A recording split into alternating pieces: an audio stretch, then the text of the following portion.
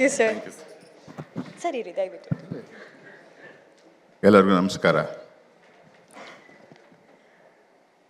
Success ಬ್ಯಾನರ್ಗಳಿಂದ success ಮೀಟನ್ನು ಮಾಡ್ತಾ ಇದ್ದೀವಿ. ಸಕ್ಸಸ್ ಬ್ಯಾನರ್ ಮೂರಿದೆ. ಒಂದು PRK, ಮತ್ತೊಂದು ಜಯಣ್ಣ ಕಂಬೈನ್ಸ್, ಮತ್ತೊಂದು KR. ಈ ಮೂರು ಸಂಸ್ಥೆಗಳಲ್ಲಿ ವಜ್ರೇಶ್ವರಿ ಸಂಸ್ಥೆ 50 ವರ್ಷ ತಾನೇ ಆಗಿದೆ. ಜಯಣ್ಣವರು ಬೋಗಣ್ಣ ಸೇರಿ ಪ್ರೊಡಕ್ಷನ್ಸ್ ಮಾಡಿದ್ದಾರೆ. ಸಕ್ಸಸ್ ಮೀಟ್ ಬೇಕು. ಸಕ್ಸಸ್ ಆಗಿರೋವಂಥವ್ರು ಸಕ್ಸಸ್ ಮೀಟ್ ಮಾಡ್ತಾ ಇದ್ದೀರಾ, ಓಕೆ. ನಿಮ್ಮದು ಒಂದು ಜವಾಬ್ದಾರಿ ಏನಂದರೆ ಸಕ್ಸಸ್ ಆಗದೇ ಇರೋ ಪ್ರೊಡ್ಯೂಸರ್ಸ್ಗಳಿಗೆ ನೀವು ಸಕ್ಸಸ್ ಹೇಗೆ ಅಂತ ಹೇಳ್ಕೊಡಿ. ಇವತ್ತು ಭಾಳಷ್ಟು ತೊಂದರೆ ಏನಾಗ್ತಾ ಇದೆ ಅಂದರೆ, ನಾನು ಚಿತ್ರಮಂದಿರದ ಮಾಹಿತಿ ಮುಖಾಂತರ ಮಾತಾಡ್ತೀನಿ. ನಾನು ಈ ಪಿಕ್ಚರು ಆ ಪಿಕ್ಚರು ಅಂತೇಳಿ ಮಾತಾಡೋದಿಲ್ಲ. ಮತ್ತು ಬೇರೆ ಬೇರೆ ಪಿಕ್ಚರ್ ನಿರ್ಮಾಪಕ ಅಂದಮೇಲೆ ನಿರ್ಮಾಪಕನೇ, ಪಿಕ್ಚರ್ ಬಂದಮೇಲೆ ನಿರ್ಮಾಪಕ, ಅದನ್ನು ನಾನು ನೋಡ್ತಾ ಇದ್ದೀನಿ. ಕಳೆದ ಜನವರಿಯಿಂದ ಈಗ ಜುಲೈ 18 ತಾರೀಕಿಗೆ ನಾನು ಥಿಯೇಟ್ರ್ನಲ್ಲಿ 76 ಫಿಲಮ್ಸ್ ರಿಲೀಸ್ ಮಾಡಿದ್ದೀನಿ. ಈ 76 ಫಿಲಮ್ಸು ಹೊಸ ಫಿಲಮ್ಗಳೇ. ಸೆಕೆಂಡ್ ರನ್ ಅಂತ ಫಿಲಮ್ ಹಾಕಿದ್ದು ನಾನು ಒಂದೇ ಅಪ್ಪು ಫಿಲಮ್, ಮಿಕ್ಕಿದೆಲ್ಲ ನ್ಯೂರ್ ಫಿಲಮ್ಸ್. ಅದು 76 ಫಿಲಮ್ಸ್ ಪ್ರೊಡ್ಯೂಸರ್ ಇದ್ದಾರೆ ಇಂಡಸ್ಟ್ರಿ ಒಳಗೆ, ಪ್ರೊಡ್ಯೂಸ್ ಮಾಡ್ತಿದ್ದಾರೆ. ಯಾಕೆ ಸಕ್ಸಸ್ ಆಗ್ತಾ ಇಲ್ಲ? ಅದಕ್ಕೆ ಕಾರಣ ಏನಪ್ಪ ಅಂದರೆ, ನಾನು ಈಗ ಜಾಗದಲ್ಲಿ 1 ಗಂಟೆಯಿಂದ ಇವರು ಕರೆದು ಎಲ್ಲ ಮಾತಾಡುವಾಗ ನಾನು ಕಂಡುಕೊಂಡಿದ್ದೇನೆಂದರೆ, ಲಿರಿಕ್ಸ್ದವ್ರು ಕರೀರಿ, ಫೈಟರ್ಸ್ ಕರೀರಿ, ಮ್ಯೂಸಿಕರ್ ಕರೀರಿ, ಬೇರೆ ಬೇರೆ ಆರ್ಟಿಸ್ಟ್ಗಳು ಬಂದಾಗಲೂ ಅವ್ರು ಹೇಳ್ತಾ ಇದ್ದು ಭಾಳ ಡೈರೆಕ್ಟ್ರ್ ಜೊತೆ ಪ್ರೊಡ್ಯೂಸರ್ ಜೊತೆ. ಈ ಪ್ರೊಡ್ಯೂಸರು ಡೈರೆಕ್ಟ್ರುಗಳು ಮೈನ್ ಕೀ. ಇವ್ರುಗಳ ಜೊತೆ ಅವರೆಲ್ಲ ಸೇರಿ ನಾವು ಕೆಲಸ ಮಾಡ್ದು ಅಂದರೆ ಒಂದು ಟೀಮ್ ಆಯಿತು.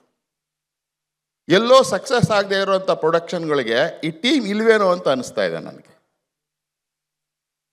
ಟೈಟ್ಲ್ ಕಾರ್ಡಲ್ಲಿ ಸಿಗ್ಬೋದು ಎಲ್ಲರ ಹೆಸರುಗಳು, ಬಟ್ ಆ ಟೀಮ್ ಇಲ್ವೇನೋ. ಅದು ದೂರ ಆಗಬೇಕು. ಹೊಸ ಬರುವಂಥವ್ರು ಈ ಸಕ್ಸಸ್ ಅವರ ಅನುಭವನ ತಗೊಂಡು ಮಾಡಬೇಕು. ನಾನು ಎಕ್ಕ ಫಿಲಮ್ ಬರ್ತೀನಿ. ಆಗಲೇ ನಮ್ಮ ಕೊಲೆಗೆ ಹೇಳಿದಾಗೆ ಚಿತ್ರಮಂದಿರಗಳು ಮುಚ್ತಾ ಇದ್ದೀವಿ, ಮುಚ್ಚಿದ್ದೀವಿ. ಅಣ್ಣೂರು ಫಿಲಮ್ಸ್ ರಿಲೀಸ್ ಆದಾಗ ಅವ್ರ ರಾಜ್ಯದಲ್ಲಿ 40 ಥಿಯೇಟ್ರ್ ಆಗ್ತಾ ಇದ್ದಿತ್ತು. 150 ದಿನ ಕಂಟಿನ್ಯೂಸ್ ಫುಲ್. ಯಾಕೆ ನೋಡಿ, ಅವ್ರದ್ದೊಂದು ಗುಣ ಐತಿ. ಆ ಸಂಸ್ಥೆಯಿಂದ ಬಂದಂಥ ಫಿಲಮ್ಗಳನ್ನ ಗುಣ ಏನು ನೋಡಿ. ಅವತ್ತಿನ ಕಾಲದಲ್ಲೂ ಬೇರೆ ಬೇರೆ ಕಲಾವಿದರುಗಳು ಪಿಕ್ಚರ್ಗಳು ಬರ್ತಾ ಇದ್ದವು. ನನ್ನ ಫಿಲಮ್ಸ್ ಈ ಜಾಗದಲ್ಲಿ ಇದ್ದರೆ ಇನ್ನೊಂದು ಜಾಗದಲ್ಲಿ ಬರಲಿ ಅನ್ನೋ ದೃಷ್ಟಿಯಿಂದನೇ ಅವತ್ತು ಅಣ್ಣವ್ರ ಫಿಲಮ್ ರಿಲೀಸ್ ಆದ 2 ವಾರ 3 ವಾರಕ್ಕೆ ಇನ್ನೊಂದು ಬೇರೆ ಬೇರೆ ನಟರು, ದೊಡ್ಡ ದೊಡ್ಡ ನಟರುಗಳ ಫಿಲಮ್ ಬರ್ತಾ ಇತ್ತು. ಇಡೀ ಕರ್ನಾಟಕದ ಎಲ್ಲ ಚಿತ್ರಮಂದಿರಗಳು ತುಂಬಿದ ಗೃಹಗಳಲ್ಲಿ ಹೋಗ್ತಾ ಇತ್ತು. ಚಿತ್ರರಂಗ ಭಾಳ ಜೋರ ಬೆಳೀತು. ಇಲ್ಲಿ ಆ ಥರ ಯಾವುದು ಕಾಂಪಿಟೇಷನೇ ಇರಲಿಲ್ಲ. ಈ ವಾರ ಅಣ್ಣವ್ರ ಫಿಲಮ್ ಬಂದರೆ 3ನೇ ವಾರಕ್ಕೆ ಇನ್ನೊಂದು ಫಿಲಮ್ ಬರೋದಲ್ಲ. ಅದನ್ನು ನೋಡ್ತಿರೋ ಜನ ಇದನ್ನು 200 ದಿನ 300 ದಿನ 500 ದಿನ ನೋಡ್ತಾ ಇದ್ರು. ಬಟ್ ಈ ವಾತಾವರಣ ಇತ್ತು. ಆ ವಾತಾವರಣನ ಈ 3 ಬ್ಯಾನರ್ಗಳಿಂದ ಈ ಪಿಕ್ಚರ್ ನೋಡಿದ್ದೀನಿ ಅಂತ ನಾನು ಅಂದ್ಕೊಂಡದಾಗಿದ್ದೀನಿ. ಯಾಕೆಂದ್ರೆ ನೀವು ಹೇಳ್ತಾ ಇದ್ರಿ, ಊಟಕ ವಿಷಯದಲ್ಲಿ ಹೇಳ್ತಾ ಇದ್ರಿ, ದೊಡ್ಡವ್ರ ಮನೆಯವ್ರ ಗುಣನೇ ಅದು. ದೊಡ್ಡ ಮನೆ ಬ್ಯಾನರಲ್ಲಿ ಫಸ್ಟ್ ಹೇಳ್ತಾ ಇದ್ದಿದ್ದು ಎಲ್ಲರೂ ಒಂದೇ, ಇಲ್ಲಿ ಅವ್ರು ದೊಡ್ಡವರು ಇವ್ರು ದೊಡ್ಡವರು ಅಂತಲ್ಲ, ಒಟ್ಟಿಗೆ ಕೂತ್ಕೊಂಡು ಅದನ್ನು ಮಾತು 4-5 ಜನ ಮಾತಾಡೋವಾಗ ಹೇಳ್ತಾ ಇದ್ದಿದ್ದೇನೆಂದರೆ, ಊಟದ ಬಗ್ಗೆ ಅವ್ರು ಹೇಳುವಾಗ ಆ ದೊಡ್ಡ ಮನೆ ಒಂದು ಏನಿದೆ ಪದ್ಧತಿಯ ಗುಣ ಇಲ್ಲಿ ಅಳವಡಿಸ್ಕೊಂಡಿದ್ದೀರಿ. ಅದು ಎಲ್ಲರೂ ಅಳವಡಿಸ್ಕೊಬೇಕು. ಆಗ ತಾರತಮ್ಯ ಕಮ್ಮಿ ಆಗತ್ತೆ. ಒಂದು ಲವಲವಿಕೆಯಿಂದ ಪಾತ್ರ ಮಾಡೋದಕ್ಕೆ ಸಾಧ್ಯ ಆಗತ್ತೆ. ಸಕ್ಸಸ್ ಕೊಟ್ಟಿರುವಂಥ ಸಕ್ಸಸ್ ಬ್ಯಾನರ್ಗಳು 3 ಇದೆಯಲ್ಲ, ಜಯಣ್ಣ ಮತ್ತು ಬೋಗಣ್ಣವ್ರನ್ನ ಅವ್ರು 2008 ಪ್ರೊಡಕ್ಷನ್ ಸ್ಟಾರ್ಟ್ ಮಾಡಿದ್ರಿ ಅಲ್ಲ ನೀವು, 17 ವರ್ಷ ಆಗಿದೆ. 2 ವರ್ಷ ನೀವು ಮಾಡೇ ಇಲ್ಲ. ಲಾಸ್ಟ್ ಇಯರ್ ಮಾಡಿಲ್ಲ, ಅದು ಹಿಂದಿನ ವರ್ಷ ಮಾಡಿಲ್ಲ. ಎಲ್ಲ ವರ್ಷದಲ್ಲೂ 2 ಫಿಲಮ್ ರಿಲೀಸ್ ಮಾಡಿದ್ದಾರೆ ಅವರು. 24 ಫಿಲಮ್ಗಳು ರಿಲೀಸ್ ಮಾಡಿದ್ದಾರೆ. ಒಂದು ವರ್ಷಕ್ಕೆ 2 ಫಿಲಮ್ಗಳು ರಿಲೀಸ್ ಮಾಡಿದ್ದಾರೆ. 6 ತಿಂಗಳಿಗೆ ಒಂದೊಂದು ಫಿಲಮ್ಗಳು ರಿಲೀಸ್ ಮಾಡಿದ್ದಾರೆ. ಅಂದರೆ 6 ತಿಂಗಳಿಗೆ ಫಿಲಮ್ ಮಾಡಿ ರಿಲೀಸ್ ಮಾಡಿದ್ದಾರೆ ಅನ್ನೋದು ದೊಡ್ಡತನ ಏನು ಈ 3 ಬ್ಯಾನರ್ಗಳಿಗೆ ಬೇಕಾಗಿಲ್ಲ. ಇವ್ರು ಮನ್ಸು ಮಾಡಿದ್ರೆ 4 ತಿಂಗಳಿಗೆ ಫಿಲಮ್ ರಿಲೀಸ್ ಮಾಡ್ಬೋದು. ಬಟ್ ಎಲ್ಲೋ ಒಂದು ಕಡೆ 6 ತಿಂಗಳು, 9 ತಿಂಗಳು, 10 ತಿಂಗಳು ಅನೌನ್ಸ್ ಮಾಡಿ ಮಾಡಿ ಮಾಡಿ ಏನು ಮಾಡ್ಬೋದು? ಈಗ ಯಾವುದೋ ಒಂದು ಹಾಡು ಬಂದು ಭಾಳ ಸಕ್ಸಸ್ ಆಗಿದೆ ಅಂತ ಹಾಡು ಬಂದರೆ ಅದನ್ನು ನೋಡಬೇಕು ಅಂತೇಳಿ ಪ್ರೇಕ್ಷಕ ತೀರ್ಮಾನ ಮಾಡಿದ್ರೆ ಅವನ ಪಿಕ್ಚರ್ ಥಿಯೇಟ್ರಿಗೆ ಬರೋದಕ್ಕೆ ಯಾವಾಗ ಬರಬೇಕು, ಯಾವಾಗ ಬರಬೇಕು ಅಂತ ಅವನೇ 9 ತಿಂಗಳು ಯೋಚನೆ ಮಾಡಿದ್ರೆ ಆ ಮನಸ್ಸಿನಲ್ಲಿ ಅವನೇನು ಒಂದು ಆ ಥರ ಮಡಿಕೊಂಡಿರ್ತಾನಲ್ಲ, ಅದನ್ನು ದೂರ ಮಾಡಿಬಿಡ್ತಾನೆ ಅವನು. ಅದು ಭಾಳ ಮುಖ್ಯ ಆಗುತ್ತೆ. ಸೊ ಒಂದು ಸಕ್ಸಸ್ ಜನ ನಮ್ಮನ್ನು ಒಪ್ಕೊಬೇಕಾದ್ರೆ, ಈಗ ಅವ್ರು ಹೇಳಿದ್ರು 1-2 ಸಾಂಗ್ಸ್ ಬಂದಾಗಲೇ ನಾನು ಭಾಳ ಈ ಪಿಕ್ಚರ್ ನಾನು ಹಾಕ್ಲೇಬೇಕು ಅನ್ನೋದಾಯಿತು, ನಾನು ಹಾಕಿದೆ, ಸಕ್ಸಸ್ ಆಗಿದೆ. ನೋಡಿ ಸರ್, ನಾವು ಪಿಕ್ಚರ್ ನೋಡೇ ಇಲ್ಲ, ಜಸ್ಟ್ ಒಂದು 3-4 ನಿಮಿಷದ ಒಂದು ಟ್ರೈಲರಲ್ಲಿ ಬಂದಿದ್ದು ಒಂದು ಸಾಂಗ್ಸು ನಮ್ಮ ಕ್ಯೂರಿಯಾಸಿಟಿ ಬಿಲ್ಡಪ್ ಮಾಡುತ್ತೆ ಅನ್ನೋದಾದರೆ, ಇವತ್ತು ಪ್ರೊಡಕ್ಷನ್ ಬರ್ತೀವಿ ಅಂತ ಹೇಳುವಂಥ ಪ್ರೊಡ್ಯೂಸರ್ಸ್ಗಳು ಬನ್ನಿ, ನೀವು ಬರ್ತೀವಿ ಅಂತೇಳಿ 6 ತಿಂಗಳು 8 ತಿಂಗಳಿಗೆ ಬಂದರೆ ಏನು ಪ್ರಯೋಜನ ಆಗುತ್ತೆ? ಬಂದು ಫೇಲ್ಯೂರ್ ಆಯಿತು ಅಂದರೆ ಯಾಕೆ ಪ್ರೇಕ್ಷಕರು ಬೈಬೇಕು ನಾವು? ಇದು ಒಂದು ಮುಖ್ಯ ಆಗುತ್ತೆ. ಮತ್ತೊಂದು, ನಾನು ಈ 3 ಟೀಮ್ಗೂ ಒಂದು ಥ್ಯಾಂಕ್ಸ್ ಹೇಳೋದಕ್ಕೆ ಇಷ್ಟಪಡ್ತೀನಿ. ವಾಸ್ತು ಅಂಶ ನಿಮಗೆಲ್ಲ ಗೊತ್ತಿದೆ. ನಿಮ್ಮ ಥಿಯೇಟ್ರ್ ನಡೀತಾ ಇದೆ, ತೊಂದರೆ ಇಲ್ಲ. ಇವ್ರದ್ದು ನಡೀತಾ ಇದೆ, ತೊಂದರೆ ಇಲ್ಲ. ಬೇರೆ ಬೇರೆ ಥಿಯೇಟ್ರ್. ಲಾಸ್ಟ್ ಜೂನ್ನಲ್ಲಿ ನಾನು ಐಯೋಫಾ ಕ್ಯೂಬ್ನವ್ರ ಜೊತೆ ಮಾತಾಡಬೇಕಾಗಿತ್ತು, ಮೀಟಿಂಗ್ ಮಾಡ್ತಾಯಿದ್ದೆ. 140 ಥಿಯೇಟ್ರು ಲೈಸೆನ್ಸ್ ಇದೆ, ರನ್ ಮಾಡೋದಕ್ಕೆ ಲೈಸೆನ್ಸ್ ಇದೆ. ಒಂದು ವರ್ಷದಿಂದ ಅವ್ರು ಯಾರು ಲೈಸೆನ್ಸ್ ತೊಗೊಂಡೇ ಇಲ್ಲ ಐಯೋಫಾ ಕ್ಯೂಬಿಂದ ಅಂದರೆ, 1 ವರ್ಷದಿಂದ ಥಿಯೇಟ್ರು ರನ್ ಮಾಡೋದಕ್ಕೆ ಅವಕಾಶ ಇದ್ದರೂ ಯಾವ ಪಿಕ್ಚರು ಹಾಕಲೇ ಇಲ್ಲ. ನನಗೆ ಆಶ್ಚರ್ಯನೇ ಆಯಿತು. ಕ್ಲೋಸು ಮಾಡಿಲ್ಲ ಅವರು, ಥಿಯೇಟ್ರ್ ಇದೆ, ಹಾಕಲಿಲ್ಲ. ಕಾರಣ ಏನಂದರೆ ಯಾವ್ದು ಹಾಕಿದ್ರೂ ಕಲೆಕ್ಷನ್ ಆಗ್ತಾಯಿಲ್ಲ. ಏನು ಮಾಡಬೇಕು? ಸರಿ, ನಾನು ನಿನ್ನೆ 18ನೇ ತಾರೀಕು 19ನೇ ತಾರೀಕು ಬೆಳಗ್ಗೆ ಫೋನ್ ಮಾಡಿದೆ ಅವರಿಗೆ. ಏನಪ್ಪ, ನಮ್ಮ 140 ಥಿಯೇಟ್ರುಗಳು ಪ್ರಾಬ್ಲಮ್ ಇತ್ತಲ್ಲ, ಏನಾಯಿತು ಅಂತ. 52 ಥಿಯೇಟ್ರು 1 ವರ್ಷದಿಂದ ಓಪನ್ ಆಗದೆ ಇರೋದು ನಿಮ್ಮ ಎಕ್ಕಾ ಫಿಲಮ್ಗೆ ಓಪನ್ ಆಯಿತು.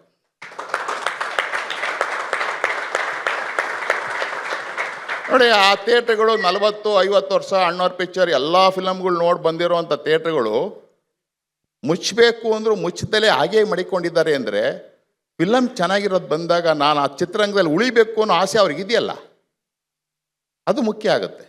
52 ಫಿಲಮ್, ಬೇರೆ ಒಂದು ಫಿಲಮ್ ರಿಲೀಸ್ ಆಗಿದೆ, ಅದು 21 ಥಿಯೇಟ್ರ್ ಓಪನ್ ಆಯಿತು.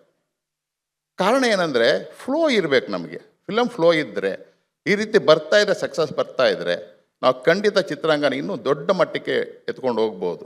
ಎತ್ತು ಕೊಟ್ಬಿಟ್ಟಿದ್ದಾರೆ ಹಿರಿಯವರು, ಅಣ್ಣವ್ರ ಸಮೇತ ಬೇರೆಯವರೆಲ್ಲ ನಮ್ಗೆ ದೊಡ್ಡ ಮಟ್ಟದಲ್ಲಿ ಕೊಟ್ಬಿಟ್ಟಿದ್ದಾರೆ. ಈಗ ಉಳಿಸ್ಕೊಬೇಕಾಗಿದೆ ನಾವು ಅಷ್ಟೇ. ಅದನ್ನು ಅದು ಬಿಟ್ಟು ಇನ್ನೇನಿಲ್ಲ. ಎಕ್ಕಾ ಫಿಲಮ್ಮು 18ನೇ ತಾರೀಕು ರಿಲೀಸ್ ಆಗಿದೆ. 17ನೇ ತಾರೀಕು 9 ಗಂಟೆ ನಾನು ಬುಕ್ ಮೈ ಶೋನೆಲ್ಲ ಬಿಟ್ಟಿದ್ದು. ಸಂಜೆ ಒಂದು 7:30 ಥಿಯೇಟರ್ ಹತ್ರ ಬಂದೆ. ನನಗೆ ಆ ಥಿಯೇಟರ್ನಲ್ಲಿ ಬೇರೆ ಬೇರೆ ಟಿಕೆಟ್ಗಳು ಬುಕ್ ಆಗಿದೆ, ಅದಲ್ಲ, ಒಂದು ಕಂಪ್ಯಾರಿಸನ್ ಮೈಂಡ್ ಬಂತು ನನಗೆ. 1960 ಟಿಕೆಟ್ ಏನೋ ಬುಕ್ ಆಗಿತ್ತು ಆನ್ಲೈನಲ್ಲಿ, ಅಂದರೆ ಹೆಚ್ಚು ಕಡಿಮೆ 2000 ಟಿಕೆಟ್ ಬುಕ್ ಆಗಿತ್ತಲ್ಲ. ರಾಘಣ್ಣವ್ರಿಗೆಲ್ಲ ಗೊತ್ತಿದೆ. ಅಣ್ಣವ್ರ ಫಿಲಮ್ ರಿಲೀಸ್ ಮಾಡಿದಾಗ ಬೆಳಗ್ಗೆ 5 ಗಂಟೆ ನಾವು ಟಿಕೆಟ್ ಕೊಡಬೇಕು ಅಂತ ಅನೌನ್ಸ್ ಮಾಡಿದ್ರೆ 1.5 ಮೈಲಿ ಕ್ಯೂ ಇರೋದು. ಅವಳು 2000 ಟಿಕೆಟೇ ಕೊಡ್ತಾಯಿದ್ದೀವಿ ನಾವು. ಯಾಕೆಂದರೆ 2000 ಜನ 2 ಅಡಿಯಿಂದ 4000 ಅಡಿ ನಿಂತ್ಕೊಬೇಕಾದ್ರೆ ಕನಿಷ್ಠ ಪಕ್ಷ 1.5 ಕಿಲೋಮೀಟ್ರ್ ಬೇಕೇ ಬೇಕು. ನಿಂತ್ಕೊಳ್ತಾ ಇದ್ರು ಕ್ಯೂ, ಟಿಕೆಟ್ ಕೊಡ್ತಾಯಿದ್ದು. ಅವಾಗ ಈ ಆನ್ಲೈನ್ ಯಾವ ಇಲ್ಲ. ಆಗ ಸುತ್ತಮುತ್ತ ಜನ ಪೇಪರ್ ಏನು ಹೇಳ್ತಾ ಇತ್ತು ಅಂದರೆ, ಒಂದು ಮೈಲಿ 1.5 ಮೈಲಿ ಕ್ಯೂನಲ್ಲಿ ಟಿಕೆಟ್ ಅದರ ಬಗ್ಗೆ ಹಿಂಗಾಯಿತು ಅಂತ ಹೆಮ್ಮೆ ಪಡೋಷ್ಟು ಖುಷಿ ಆಗ್ತಾಯಿತ್ತು. ಇವತ್ತು ಈ ಆನ್ಲೈನ್ ಡಿಜಿಟಲ್ ಬಂದಿದೆ, ನಿಮ್ದು 2000 ಟಿಕೆಟ್ ಸೇಲ್ ಆಗಿದೆ, ಯಾರಿಗೂ ಗೊತ್ತಾಗೋದಿಲ್ಲ, ಯಾರಿಗೂ ಗೊತ್ತಾಗಲೇ ಇಲ್ಲ. ಈ ಡಿಜಿಟಲ್ ಬಂದಿದೆ, 2000 ಹೋಗಿದೆ, 2000 ಟಿಕೆಟ್ ಸೇಲ್ ಆಯಿತು, ನಮಗೆ ಏನು ಅನಿಸ್ತಾನೆ ಇಲ್ಲ. ಯಾಕೆಂದ್ರೆ ನಾವು 5 ಗಂಟೆ ಟಿಕೆಟ್ ಕೊಡಬೇಕು ಅಂದರೆ ಅದು 12 ಗಂಟೆ ಅಲ್ಲಿ ಮಲಗ್ತಾ ಇದ್ದೋ ನಾವು ಥಿಯೇಟ್ರ್ನಲ್ಲಿ. 5 ಗಂಟೆಗೆ ಅನೌನ್ಸ್ ಮಾಡಿದ್ರು ನಾವು 3 ಗಂಟೆಗೆ ಕೊಡಬೇಕು ಟಿಕೆಟ್ನ, ಇಲ್ಲಾಂದರೆ ಬಿಡ್ತಿರ್ಲಿಲ್ಲ ನಮ್ಮನ್ನು. ಇವೆಲ್ಲ ನಮ್ಮ ಅನುಭವ ಆಗಿದೆ ನಮ್ಗಳಿಗೆ. ಇವತ್ತು 2,000 ಟಿಕೆಟ್ ಆರಾಮಾಗಿ ಸೇಲ್ ಆಯಿತು, ನಮಗೇನೂ ಅನಿಸ್ತಾ ಇಲ್ಲ. ಆದರೆ ಬೆಳಗ್ಗೆ 12ನೇ ತಾರೀಕು ಬೆಳಗ್ಗೆ ಕಂಟಿನ್ಯೂಸ್ ಆಗಿ ನಮ್ಮ ಶೋನಲ್ಲಿ ಬೋರ್ಡನ್ನು, ಭಾಳ ದಿನ ಆಗಿತ್ತು ಬೋರ್ಡು ನಾವು ಹಾಕೋದಕ್ಕೆ ಆಗ್ತಾನೆ ಇರಲಿಲ್ಲ. ಸುಮ್ಮನೆ ನಾವು ಹೌಸ್ಫುಲ್ ಆಗಿದೆ ಅಂತ ಬೋರ್ಡ್ ಹೆಂಗೆ ಹಾಕೋಕ್ಕಾಗತ್ತೆ? ಹೌಸ್ಫುಲ್ ಆದರೆ ಹಾಕ್ಬೋದು. ಸೊ 12ನೇ ತಾರೀಕಿಂದ ಒಂದು ಕಂಟಿನ್ಯೂಸ್ ಆಗಿ 5 ದಿನ ನಿಮ್ಮದು ಬೋರ್ಡ್ ಬೀಳ್ತು. ಇದು ಒಂದು ಸಕ್ಸಸ್ ಅಲ್ಲ?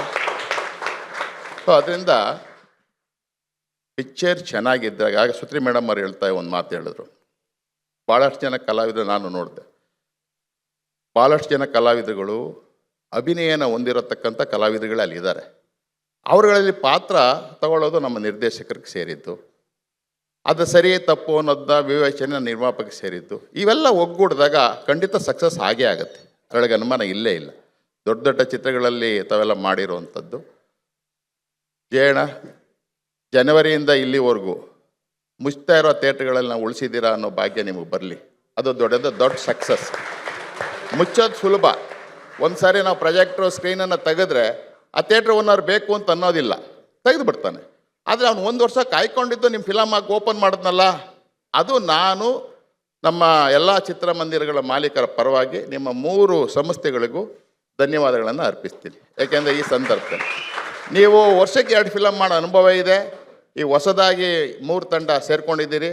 ನೀವು ಮನಸ್ಸು ಮಾಡಿದ್ರೆ ವರ್ಷಕ್ಕೆ 4 ಫಿಲಮ್ ರಿಲೀಸ್ ಮಾಡ್ಬೋದು, 1-2 ಅಲ್ಲ. ಅನುಭವ ಇದೆ ನಿಮ್ಗೇನು, ಯಾರು ಹೇಳ್ಕೊಡ್ಬೇಕಾದ ಅವಶ್ಯಕತೆ ಇಲ್ಲ. ನಿಮ್ಗಳಿಗೆ ಬೇರೆ ಬೇರೆ ಅಂಗಗಳು ಸಹಕಾರ ಕೊಟ್ಟರೆ ಖಂಡಿತ ನೀವು ಮಾಡ್ತೀರಿ. ನೀವೇನು ಸಕ್ಸಸ್ ಮಾಡಾದ್ಮೇಲೆ ನನಗೇನು ಬೇಡಪ್ಪ, ಚೆನ್ನಾಗಿ ದುಡ್ಡು ಬಂದಿದೆ ಅಂತ ನೀವೇನು ಯಾರು ಫಾರಿನ್ ಸೆಟ್ಲ್ ಆದವ್ರಲ್ಲ. ಇಂಡಸ್ಟ್ರಿ ಒಳಗೆ ಇದ್ದೀರಾ, ಇಲ್ಲೇ ಇದ್ದೀರಾ, ಬೇರೆ ಫಿಲಮ್ ಮಾಡ್ಕೋತಾ ಇದ್ದೀರಾ, ಎಲ್ಲ ಮಾಡ್ತಾ ಇದ್ದೀರಾ, ಇಂಡಸ್ಟ್ರಿ ಬೆಳೆಸ್ತಾ ಇದ್ದೀರಾ. ಇನ್ನು ಹೆಚ್ಚಿನದ ಬೆಳೆಸಿ ಅಂತ ಹೇಳ್ತೆ. ನಾನು ಅಣ್ಣವರು ಫಿಲಮ್ನಲ್ಲಿ ನಮ್ಮ ಥಿಯೇಟ್ರ್ನಲ್ಲಿ ಹಾಕಿದಾಗ ಅಣ್ಣವ್ರ ಪಿಕ್ಚರ್ ನೋಡೋಕ್ಕೆ ಬರ್ತಿರ್ಲಿಲ್ಲ. ಮಕ್ಕಳು ಫಿಲಮ್ಗಳು ಪುನೀತ್ ಸಾರ್ದಾಗಲಿ, ಶಿವಣ್ಣವ್ರದ್ದಾಗಲಿ, ರಾಘಣ್ಣವ್ರ ಫಿಲಮ್ ನೋಡುವಾಗ ಅಪ್ಪಾಜಿ ಬರೋರು. ನಮ್ಮ ಚರಣ ಇಲ್ಲೇ ಕೂತಿದ್ದಾರೆ. ಅಣ್ಣವ್ರ ಜೊತೆ ಅವರೊಬ್ಬರೇ ಬರ್ತಾಯಿದ್ದು. ಟೈಟು ಪ್ರಾರಂಭ ಆದರೆ ಕೊನೆ ಎಂಡ್ ಶುಭಮನವರೆಗೂ ಪಿಕ್ಚರ್ ನೋಡೋರು ಅಣ್ಣವರು. ಅವ್ರ ಮೇಗಡೆ ಫಿಲಮ್ ನೋಡ್ತಿದ್ರೆ ಆಚೆಗಡೆ 1,200 ಜನ, ಒಳಗಡೆ ಆಡಿಟೋರಿಯಂ ಒಳಗಡೆ, ಹೊರಗಡೆ ಒಂದು 10,000 ಜನ. ಸೊ ಆ ಫಿಲಮ್ ಮುಗಿದ ಮೇಲೆ ಕೇವಲ 15 ನಿಮಿಷದಲ್ಲಿ ಅಷ್ಟೂ ಜನಕ್ಕೆ ಸರ್ಕಲಲ್ಲಿ ಹೋಗಿ ಎಲ್ಲರಿಗೂ ಕೈ ಮುಗಿದು ನಮಸ್ಕಾರ ಮಾಡಿ ಗಾಡಿ ತಗೊಂಡು ಹೋಗೋರು. ಅವ್ರ ಒಳಗಡೆ ಇದ್ದಾರೆ ಅಂದರೆ 3 ಅವರ್ ಕಾಯ್ತಿದ್ರಲ್ಲ ಜನ. ಅಭಿಮಾನ ಹೇಗೆ ಅಂತಂದರೆ ದೊಡ್ಡ ಮನೆ ಅಭಿಮಾನ. ಆ ದೊಡ್ಡ ಮನೆಯ ನೆರಳಿನಲ್ಲಿ ನಮ್ಮ ಯುವ ರಾಜ್ಕುಮಾರ್ ಬಂದಿದ್ದಾರೆ. ಅವ್ರಿಗೆ ಹೊಸ್ದಾಗಿ ಹೇಳ್ಕೊಳ್ಬೇಕಾದ ಅವಶ್ಯಕತೆ ಏನಿಲ್ಲ. ಅವ್ರು ಹುಟ್ಟಿದಾಗಲೇ ಆ ಸಂಸ್ಕಾರ ಬಂದಿದೆ. ಅವರು ಇನ್ನು ಹೆಚ್ಚಿನದಾಗಿ ಚಿತ್ರರಂಗದಲ್ಲಿ ನಾನಾ ಥರದ ಕಥೆಗಳನ್ನು ಆಯ್ಕೆ ಮಾಡಿಕೊಂಡು ದಯವಿಟ್ಟು ನೀವು ಫಿಲಮ್ ಮಾಡಿ. ಸಕ್ಸಸ್ಸು ಫೇಲ್ಯೂರು ಪ್ರಶ್ನೆನೇ ಇಲ್ಲ ಇಲ್ಲಿ. ಸಕ್ಸಸ್ಸು ಫೇಲ್ಯೂರು ಅನ್ನೋದು ನೆಕ್ಸ್ಟು. ನಮಗೆ ಬೇಕಾಗಿರೋದು ನಿಮ್ಮ ಕಲೆ, ನಿಮ್ಮ ಪ್ರತಿಭೆಯನ್ನು ಎಕ್ಸ್ಪೋಸ್ ಮಾಡೋದು ಇಂಪಾರ್ಟೆಂಟ್ ಅಷ್ಟೇ ಹೊರತು ನೀವು ಬರಬೇಕು, ಜನರ ಮನದಲ್ಲಿ ಉಳಿಬೇಕು. ನಿಮ್ಮನ್ನು ನಮ್ಮ ಅಣ್ಣವ್ರದ ಕುಟುಂಬದಿಂದ ಹೇಗೆ ನಾವು ಆರಾಧನೆ, ನಾನು ಸಹ ಅಣ್ಣವ್ರ ಅಭಿಮಾನಿನೇ, ಆರಾಧನೆ ಮಾಡ್ತೀವಿ. ಹಾಗೆ ನಿಮ್ಮನ್ನು ನಾವು ಸ್ವೀಕಾರ ಮಾಡ್ತಾ ಇದ್ದೀವಿ. ಖಂಡಿತ ತಾವು ಬನ್ನಿ.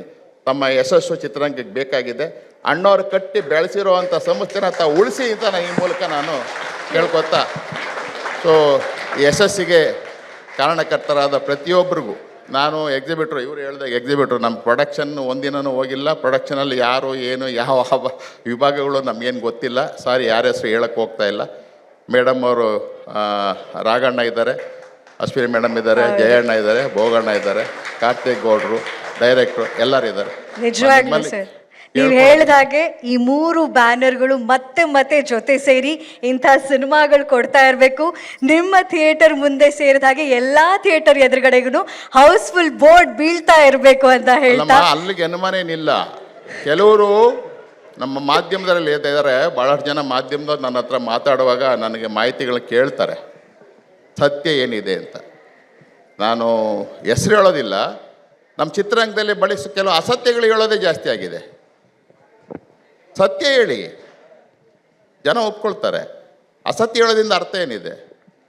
ಇವತ್ತು ಎಕ್ಕ ಫಿಲಮ್ ನಮ್ಮ ಕರ್ನಾಟಕದಲ್ಲೇ 1200 ಶೋಸ್ ನಡೀತಾ ಇದೆ. 1200 ಶೋಸ್ ನಡೀತಾ ಇದೆ.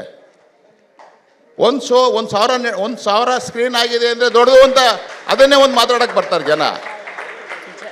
ಯಾರು ಮಾತಾಡಬೇಕಾಗಿಲ್ಲ. ನಿಮ್ಮ ಪಿಕ್ಚರ್ 1,200 ಸ್ಕ್ರೀನ್ ನಡೀತಾ ಇದೆ, ಶೋಸ್ ನಡೀತಾ ಇದೆ. ಒಂದು ಆಮೇಲೆ ಕಲೆಕ್ಷನ್ ಇಷ್ಟ ಆಯಿತು ಅಷ್ಟಾಯ್ತು, ಯಾಕೆ ಬೇಕು ಕಲೆಕ್ಷನ್ಸು? ಪಿಕ್ಚರ್ ಚೆನ್ನಾಗಿದೆ, ನೀವು ಮಾಡಿದ್ರಪ್ಪ ಎಲ್ಲ ಫಿಲಮ್ಗಳು, ನೀವೇ ಕಲೆಕ್ಷನ್ ಇಷ್ಟ ಆಯಿತು ಅಂತ ಬ್ಯಾಲೆನ್ಸ್ ಶೀಟ್ ಪಬ್ಲಿಕ್ ಮುಂದೆ ಕೊಡ್ತಾ ಇದ್ದೀರಾ? ಕೆಲವರು ಅದೊಂದು ಬೇರೆ ಶುರು ಆಗೋಗಿದೆ ಈಗ. ಇಷ್ಟು ಕೋಟಿ ಆಗೋಯ್ತು, ಇಷ್ಟು ಕೋಟಿ ಆಗೋಯ್ತು. ಆ ಕೋಟಿ ಜನರ ಮನಸ್ಸನ್ನು ಗೆಲ್ಲೋದನ್ನು ಲೆಕ್ಕ ಹಾಕ್ಬೇಕೆ ಹೊರತು ಪಿಕ್ಚರಲ್ಲಿ ಬಂದಿರೋ ಹಣನ ಲೆಕ್ಕ ಹಾಕೋದ್ರಿಂದ ಏನೂ ಭಾಗ್ಯ ಬರೋದಿಲ್ಲ. ನಿಜ ನಿಜ ಸರ್, ಇದು ನಿಮ್ಮ ಅನುಭವ. ಜ್ಯೋತಿ ಕುಮಾರ್ ಸರ್, ನಿಮ್ಮ ಅನುಭವದಲ್ಲಿ ಏನಾಗ್ತಾ ಇದೆ? ಐನಾಕ್ಸ್ ಮತ್ತೆ PVR ಹೆಡ್, ನೀವು ನಿಮ್ಮ ಚಿತ್ರಮಂದಿರದ ಕಡೆ ಯಾವ ರೀತಿ ಇದೆ? ಸ್ವಾದಿಷ್ಟತೆಯ ಸ್ವಾದ, ತಾಜಾತನದ ಆಹ್ಲಾದ, ಉತ್ತಮ ಆರೋಗ್ಯ ಮತ್ತು ಹೆಚ್ಚಿನ ರೋಗ ನಿರೋಧಕ ಶಕ್ತಿಯ ವೃದ್ಧಿಗೆ ಈಗ ನಿಮಗೆ ಸಿಗುತ್ತಿದೆ ಉತ್ತಮ ಗುಣಮಟ್ಟದ ಪೌಷ್ಟಿಕಾಂಶ Shri Vaidik millet health mix. ಇದು ಸಿರಿಧಾನ್ಯಗಳ ಸಂಪತ್ತು.